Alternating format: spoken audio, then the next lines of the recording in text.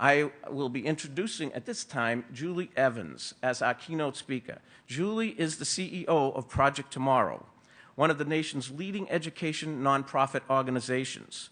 Project Tomorrow, formerly known as NetDay, is dedicated to empowering K-12 students and parents to have a larger voice in improving education and learning. She developed the Speak Up National Research Project in 2003 and has served as the chief researcher on that project since that time. She is a graduate of Brown University. Ms. Evans serves on the board of directors of Project Tomorrow, the Tech America Foundation Board, and the Tech Sets Advisory Board, and just recently completed a term of service on the ISTE Board of Directors. She has served on the advisory boards for the 2009 Horizons K-12 report and the 2009, 10, 11, and 12 Horizon Education reports. In April 2008, Ms. Evans was named as one of the top 10 most influential people in educational technology over the past 10 years by eSchool News. Welcome, please, Julie Evans.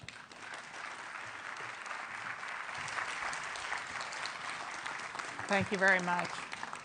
Well, I am absolutely thrilled to be here, and I guess what was left out of my introduction is I'm actually a graduate of Franklin High School right here in the state, so and still have family in the area.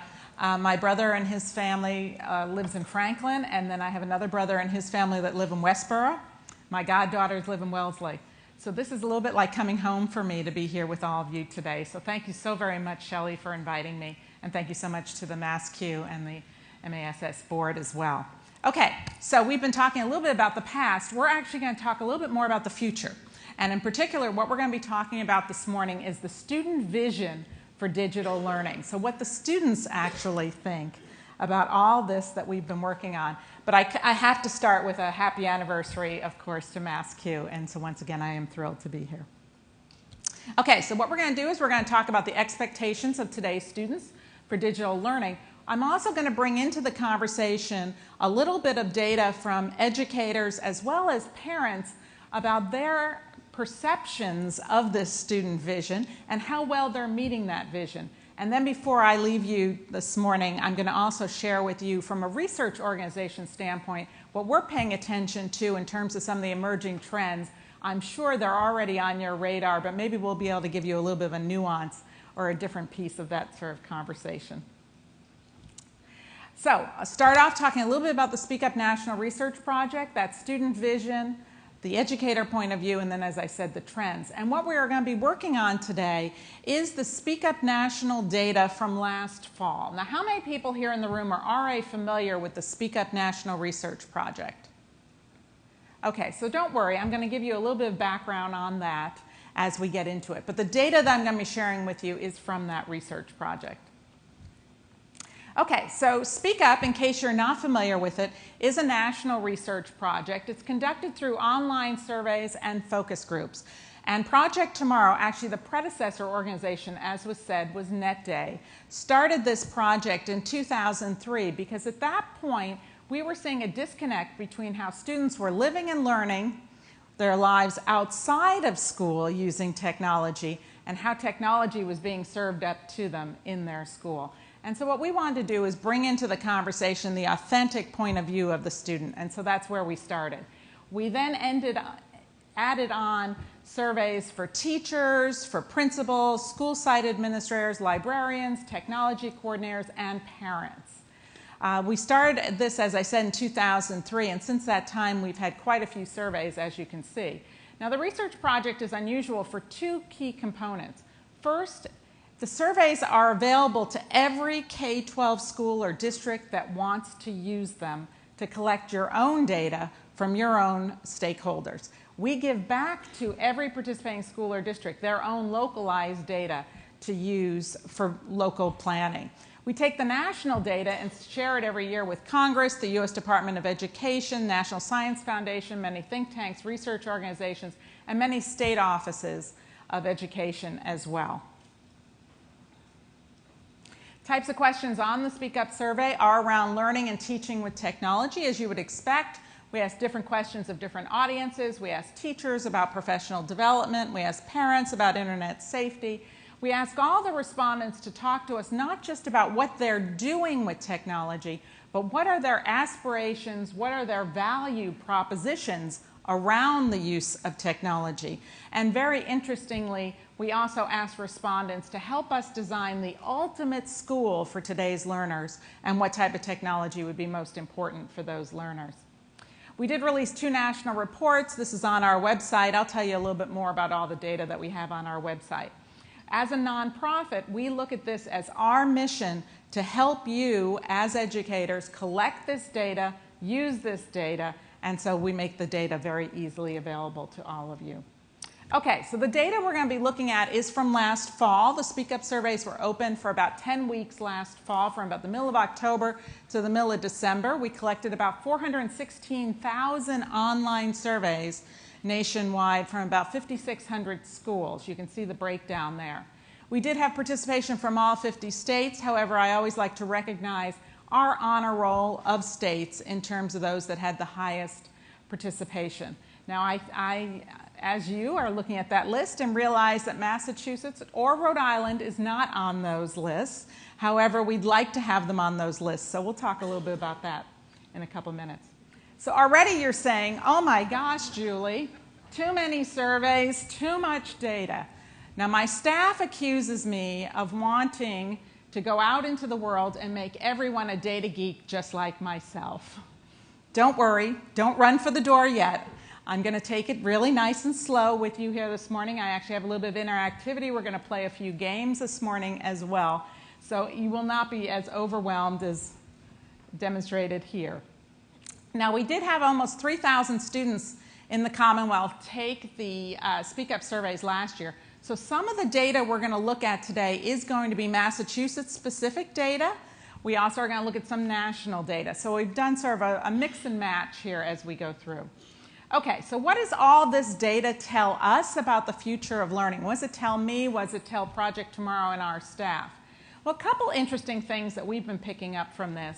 In many ways, today's students are functioning as a digital advance team for the rest of us. Think of them as the tech trendsetters, the pace car, shall we say. And if we pay attention, if we listen and observe very, very closely to how today's students are using technology outside of school in their personal lives, it's actually a wonderful predictor in terms of how they would like to use technology within their more formalized education.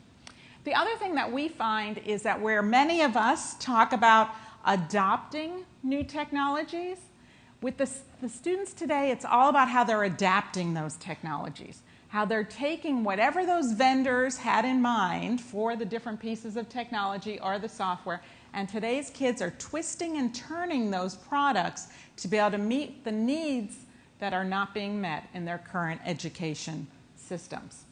The other thing that we've found, and this startled us at first in 2003, but it's actually continued all the way through, is that the pain point for today's students, the disappointment level, the frustration level with the use of technology in school is not about the lack of technology.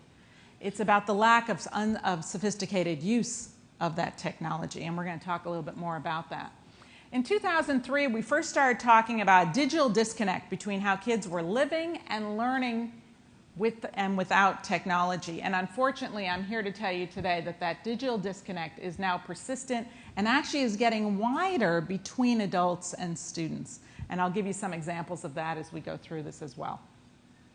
Okay, so your job here this morning, because I like a participatory keynote, is that I want you, as we're going through the data, to be thinking about how the data could help you debunk some myths that are out there, some of the mythology around how students want to use technology. I want you to look for some of these hidden digital disconnects or digital divides.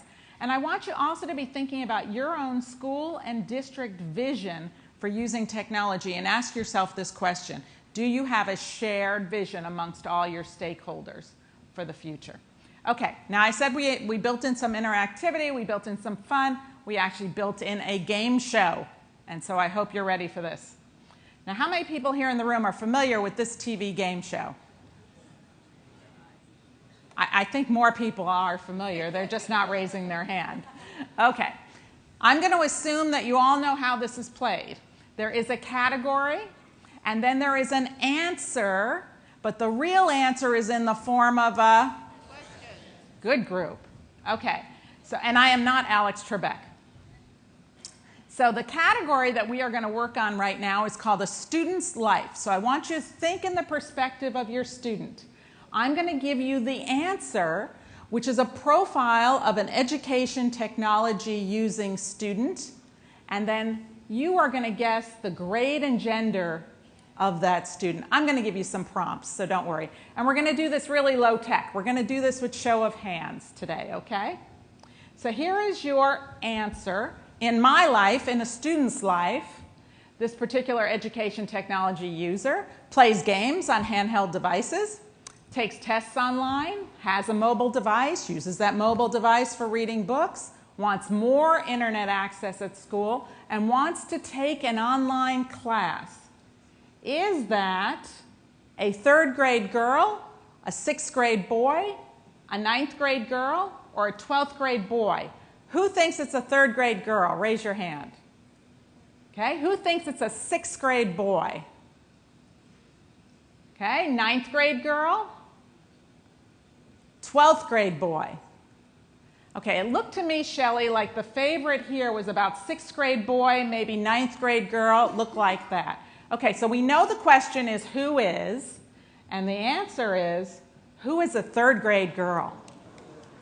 Not just any 3rd grade girl, it's a 3rd grade girl from a rural community that we often think is on the wrong side of the digital divide.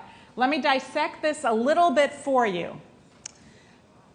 Underneath or below 6th grade, we see no differentiation in terms of game playing anymore. The old paradigm or metaphor for the game player, 19-year-old guy in the hoodie in the basement, it's gone. And in fact, and we're not even reporting out on this, when we look at kindergarten, 1st and 2nd grade children and their game playing, we actually see girls playing with more frequency and fluency in games. Very, very interesting trend. Our elementary students are actually more fluent in taking tests online because some of the products that are out there than their older siblings, which is really interesting for the 2014-15 assessments. We're going to talk about mobile devices, so I'll leave that one for now. And the idea of more internet access. I have the wonderful pleasure of doing about 20 focus groups a year with students all across the country. And it doesn't matter if I'm sitting with 1st graders or I'm sitting with 12th graders. They all want ubiquitous Wi-Fi internet access on their school campus. They want to be able to have access to information. We'll also talk more about the online classes in a moment as well. All of this has led us to the belief that there is, in fact, a unique student vision for using technology within learning. And it's based on the idea of more social-based learning, where the students have the opportunity to collaborate and develop their own personal learning networks. Untethered learning, where they are not bound by the physical limitations of their school or district or community. And the idea of digital content bringing relevancy and contextual understanding to the learning experience. And in many ways, these students are way ahead of us in thinking about what personalized learning really means. Let me set a little bit more context very quickly for you with some data from some of our administrators. We know that administrators across the country are waking up in the middle of the night because of funding, but they're also starting to wake up in the middle of the night because of technology. And it has been very interesting over the last couple of years to see that one moving up in terms of the rankings of these wake up in the middle of the night issues. We also know that when administrators are thinking about the different trends that are out there and what has the greatest potential for enhancing student achievement, what we're hearing is that, of course, enhancing teacher effectiveness is number one. But how interesting that leveraging technology effectively to personalize learning sits in that number 3 position. And we are increasingly seeing more and more superintendents that are buying into that proposition. And then also in terms of looking at how technology can be used to address some of the financial considerations or budget issues that so many districts are facing or have been facing, the idea of looking at digital textbooks, looking at more online learning, maybe going to a tablet platform as opposed to a laptop platform, or even thinking about students bringing their own devices to schools are things that are all on the top of mind for many administrators. Now, we also asked some interesting questions of parents, and I actually brought California data for you on this because I wanted to make the point that our parent survey is actually available in both English and Spanish, and so obviously, as you would imagine, in California, we have a high percentage of our parent surveys that are actually taken in Spanish. So the thing that's very interesting is that we've asked parents last year about their concerns about their child's future, and both sets of parents, the ones that took the English-speaking survey as well as the Spanish-speaking survey, put as number one their concern that their child was learning the right skills to be successful in the future. The one that I want to point out to you, though, is look at the bottom of that list, my child graduating from high school, and the disconnect between our English-speaking parents and our Spanish-speaking parents, just to sort of underscore not only our situation in California, but what we think is a national issue. Now, we also asked students last year a very interesting question. I thought it was interesting. We asked them how they define success in their schoolwork. Now, we know that students are motivated by good grades and want to get into college, but we thought it was also very interesting, and this is actually, you can see your Massachusetts middle school data here compared to national, is that students told us, and this was verified in my focus groups, that in fact they have developed their own personal learning goals. And in many ways, those learning goals may not be understood or even known by their teachers or their parents, but it is an intrinsic, organic driver of their own motivation and actually trumps things such as school honors or even family recognition. Driving home that point that we've been talking about for the last couple of years, that this is a generation of students that feel it is their right and responsibility to drive their own educational destiny. They look at technology as an enabler of driving that destiny, and now we're even seeing it showing up in terms of their motivations. And then finally, from a contextual standpoint, before I start getting a little bit more into the student data, is that we ask the parents, the administrators, and the teachers, how important is the effective use of technology within instruction? And this is where we start to get one of those interesting digital divides or digital disconnects. Look at the blue bars. The blue bars are where the respondents told us it was extremely important to have effective use of technology within learning. And we see parents and administrators are very much on the same page there. However, when we look at our teachers, we see that in fact they are not as bullish still today about the use of technology within learning, and actually have the largest percentage of votes on it's only somewhat important, pointing out not only the importance of driving home that shared vision, but also the importance of all the work that you do here, and particularly through MassCUE. Okay, so what I'm going to do is I'm going to take you through kind of a Berlitz version of looking at some key trends across mobile learning, online learning, digital content. What we're going to share today, I don't want to scare you again, but is about 5% of the data that we collect through SpeakUp. So please know to use our website as a resource if you are looking for some specific data beyond this. We're going to start off talking a little bit about mobile learning. And this is a favorite chart of many people that we present. For the last, since we started in 2003, we've been asking students, kindergartners through 12th graders, what type of personal access do you have to mobile devices? Not provided by your school, personal access. So I'm going to give you a little bit of a feel for how the trend lines look. We are continuing to see a softening of students carrying dumb cell phones, feature phones that don't have internet access, offset by an increase in smartphones. The real story, though, from our 2011 data was, of course, the growth in tablets. In 2010, about 13% of middle school students told us they had access to a tablet in 2010, shortly after the release of the iPad, obviously. Last fall, that number was 26%. I really need to put an asterisk on this slide because our surveys closed on December 23rd. I can't wait to see the data from this year's SpeakUp surveys on that number alone. I'm going to have to come back and share it with you. Now, we do ask students, what obstacles do you face using technology at school? Here's from your Massachusetts students, their top 5. Websites that I need are blocked. Those blank, blank, blank school filters and firewalls. But there, right underneath it, is I cannot use my mobile device, I can't access my social media tools. Those are the important parts of this story. When we ask the students, how could technology be better used in your school, they say, let me use my own tools and devices that I have, let me use them for academic purposes at school, or if you're not going to allow that, you need to provide me with tools that replicate what I'm doing outside of school. A half-baked tool that doesn't meet the needs I have is as good as no tool from the student's point of view. And we see even within Massachusetts that you have a majority of, in particular, your middle school students that want to use their own mobile device. We ask students how they would like to use a mobile device within learning, and folks, it basically falls into two camps. One, increase the way they do school currently. Use those devices to check grades, take notes, maybe access an online textbook. I think the more interesting part of the story is where the students are looking at the features and functionality of these devices to increase the personalization. Be able to do that anytime, anywhere research. Be able to have reminders and alerts, just as all of us do, to keep on track. Better able to collaborate with peers.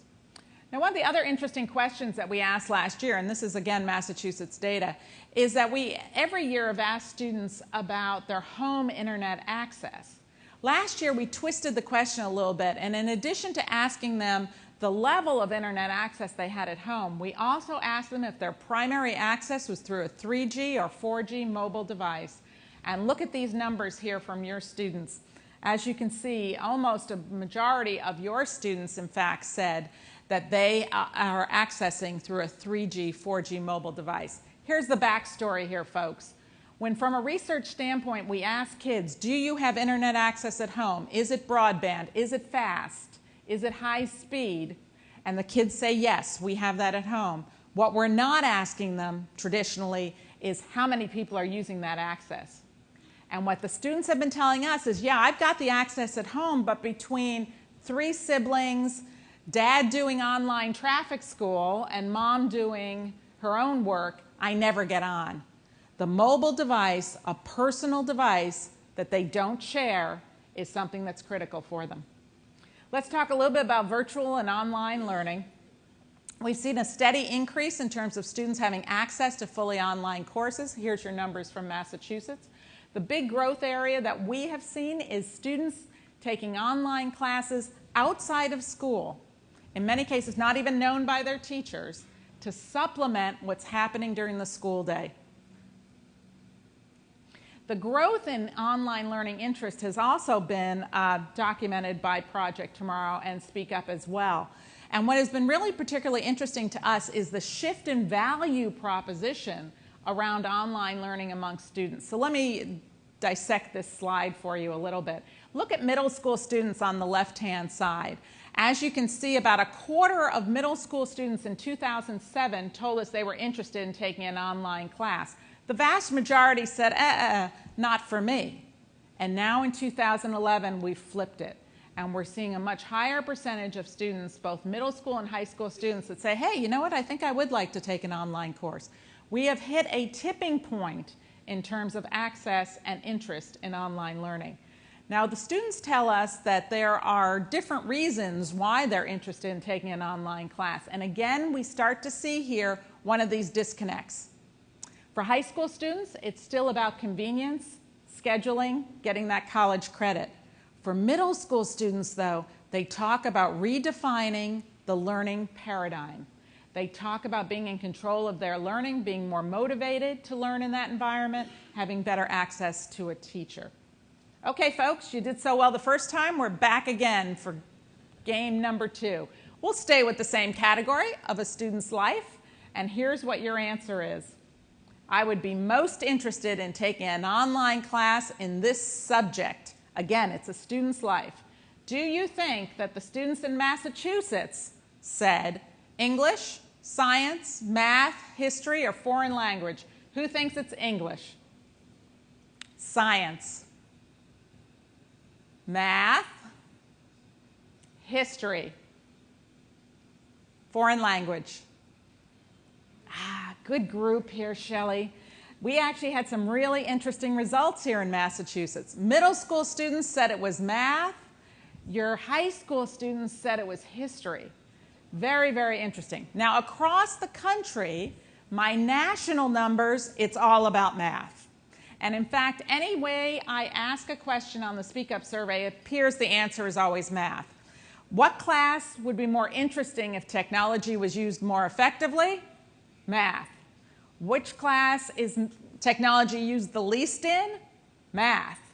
It seems that math is sort of the popular answer there. Across the country, as I said, the number one was math, so it was interesting to see the history came up here.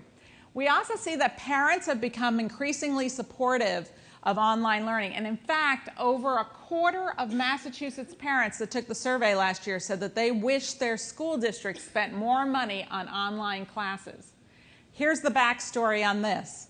Increasingly, parents, no matter what line of work they're in, are getting exposed to online classes themselves for their own training, their own professional development, their own in-service work. And so in addition to online traffic school, which I don't know if we have here in Massachusetts, we do in California, and my husband just did an online traffic school class.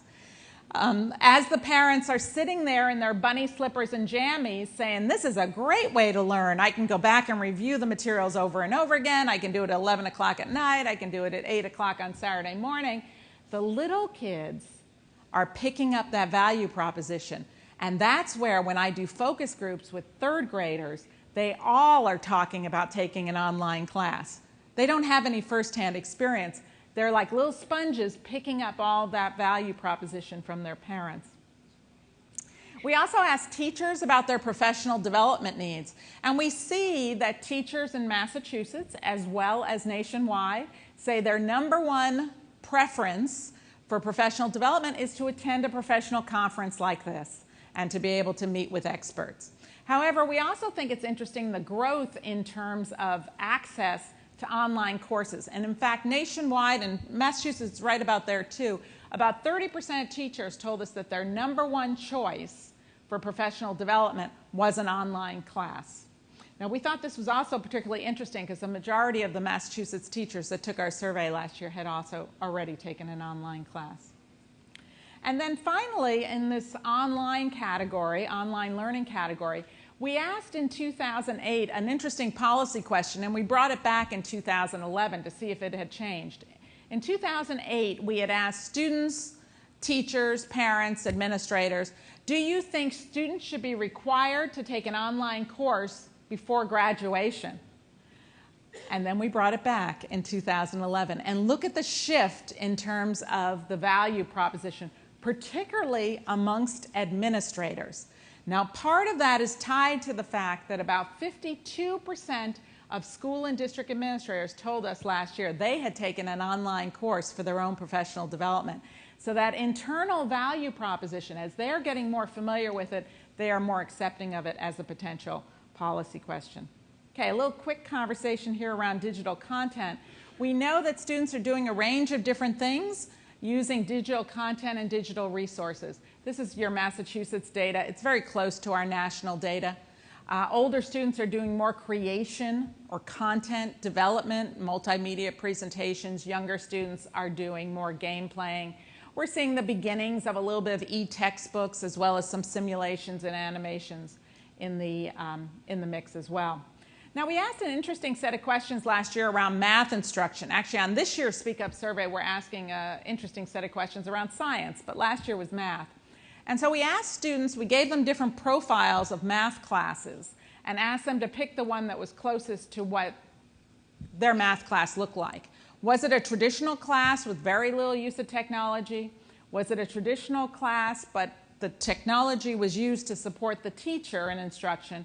Or was it a traditional class, but with an interesting mix of technology being used to support students as well as teachers? This is our national data, folks. Only 9% of students told us nationwide that their math class looked like that model that I think we would all endorse as what we would like to see. So we have some work to do there. We asked administrators what's holding them back in terms of the integration of digital content. having enough technology, the infrastructure is important, teachers not being trained, and then this idea of how do you evaluate the quality of the digital content that you're bringing into the classroom. And that, of course, led us to another question where we asked both administrators and teachers, how do you evaluate the quality of the digital content? What are the key factors, the quality factors for you in terms of indicating quality? I'll dissect this slide for you very easily. For the teachers, it came down to 3 factors. Was the content created by a teacher, evaluated by a teacher, and referred to me by a teacher? Those were the 3.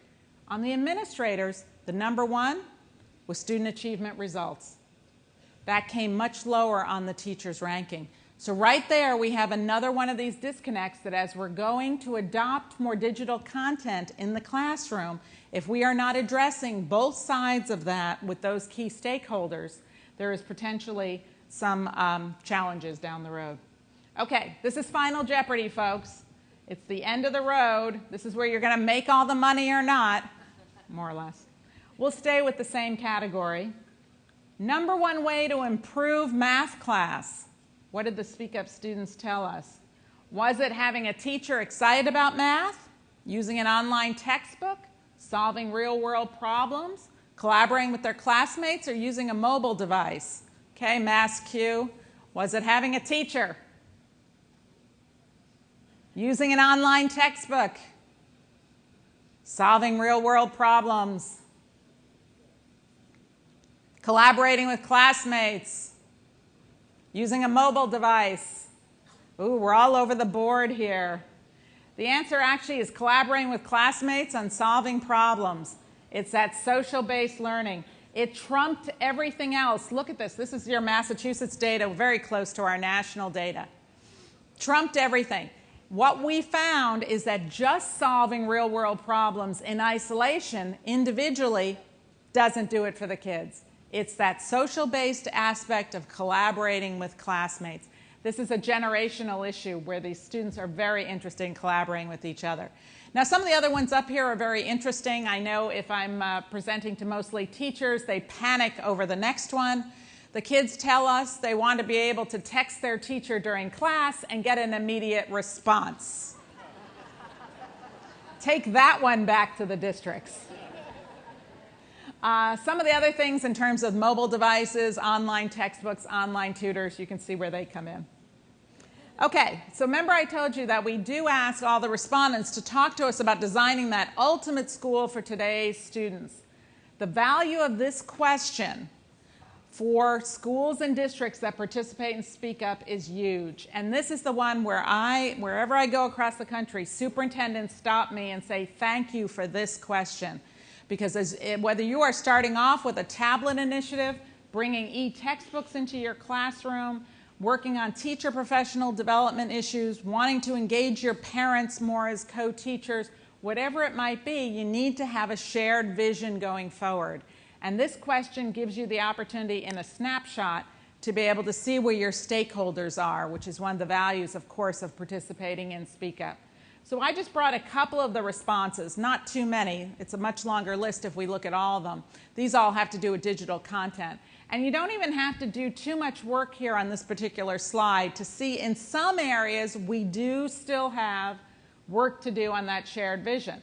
So when we're talking about e-textbooks, we see that the lines, the administrators, the teachers, the parents, and the students, very much in line with each other. They all highly value the e-textbook. When we talk about games, your parents are not there. They are still way back. And in fact, even when we talk about school-wide internet access, the parents are not emotionally there yet. That idea of internet safety still is the predominant issue for many parents. So even though we've seen the teachers and the administrators migrate to the place with the students in terms of wanting that access, there's still some more work to do in terms of bringing all the stakeholder groups together. So as I said, I wanted to leave with just a couple of the trends that we're watching, some of the things that we're paying attention to, and I hope that this is valuable for you. A couple different things I want to talk about. We do see a spectrum of digital nativeness. You know, a couple years ago, that was all the rage. We talked about digital natives and digital immigrants. It was all very cool to say that. In fact, within our Speak Up database, we see different mini generations of students. You can't paint with one brush and say all these kids are doing something. So if I had up here a first grader, a third grader, a sixth grader, and a ninth grader, we would actually see 4 different generations of digital nativeness. It is amazing to compare and contrast what 12th graders are doing with technology, which we all think is amazing, and then go and talk to third graders. I do a lot of presentations with higher education institutions that are interested in who is their student of the future, who's coming to their campus. And I will tell them, if you are interviewing the students that are walking around on the campus tours, you're talking to the wrong students. Go and talk to some 3rd, 4th, and 5th graders about what they're doing outside of school with technology. It'll be a good predictor for us. One of the other things I've been talking a lot about is what we call the inadequacy of the one-to-one paradigm. Now, I think it was Leo that mentioned this before. You know, none of us are surviving on only one device. We all have multiple devices, and yet we still seem to have this thing in our head of trying to figure out what is the perfect device to use for school. Is it a tablet? Is it a laptop? Is it a netbook? Is it a smartphone? Is it a desktop? Rather than trying to embrace the idea of different tools for different tasks and bringing a larger umbrella together. I think it's really interesting to talk more about that conversation. We also are talking a lot about gamification and the use of games within learning and what that means from a student standpoint. And it really gets to a key component that we see from the students. And that is, for today's students, they are increasingly interested in being content producers, not just content consumers, and that they sincerely believe that the evaluation or the assessment of their learning should take place over the course of content development, not just end product. Because from their gaming experience, they know that the learning happens individually through the entire process. So when I do focus groups with students and we talk about creating multimedia presentations or projects that they're working on, they are frustrated by the point that their teachers are only looking at the final product and not looking at how well they work together in the group, how they divided up responsibilities, how did they source information. They believe assessment should be across the content development process, not just the end product. We're also spending a lot of time, we have a new report coming out shortly about the print to digital migration. You know, we're all excited about going digital. It's very interesting to talk to students, though, because they claim that their desires for using print or digital is highly situational. So the students tell us if they're reading a short, simplistic article, they'd rather read it online, on a tablet, on a computer. If it is highly scientific or long and complex, they still want hard copy. It'll be interesting to see if that changes with these different levels of generations. So I started off talking about the new student vision. I hope I gave you a little bit of a taste of what that is. There is a lot more data that's available on our website. We have our national reports as well as a whole range of different thematic reports that we've done over the last couple of years. We also are involved with doing some different efficacy studies and evaluation studies on the use of technology within learning, and we put those reports up as well. And before I say goodbye to you here today, I also want to invite everyone that's here to be part of our Speak Up movement, to be able to collect the same type of data from your stakeholders. There is no charge for any of that. Once again, this is our nonprofit mission. And through the wonderful graces of MassCUE, we have a very special incentive for you. It's one that some of the other CUE organizations, ISTE affiliates, are doing around the country as well. So what we will do is, if you participate in Speak Up, we will share some of that information in terms of the participation numbers with Shelley, and then we will pick the 3 top districts in terms of percentage of student population, and Shelley will give them a free registration to next year's MassCUE conference. So if you want more information about that, yay! Once again, this is just a service that we provide. You could get the same type of information from your stakeholders. Surveys are open right now, very easy. You just go in and you select your school or district, pick a password, you're ready to go. Surveys are open until December 14th. Thank you so very much, folks. It's been great being here with you today. Thank you so much. Thanks. Well.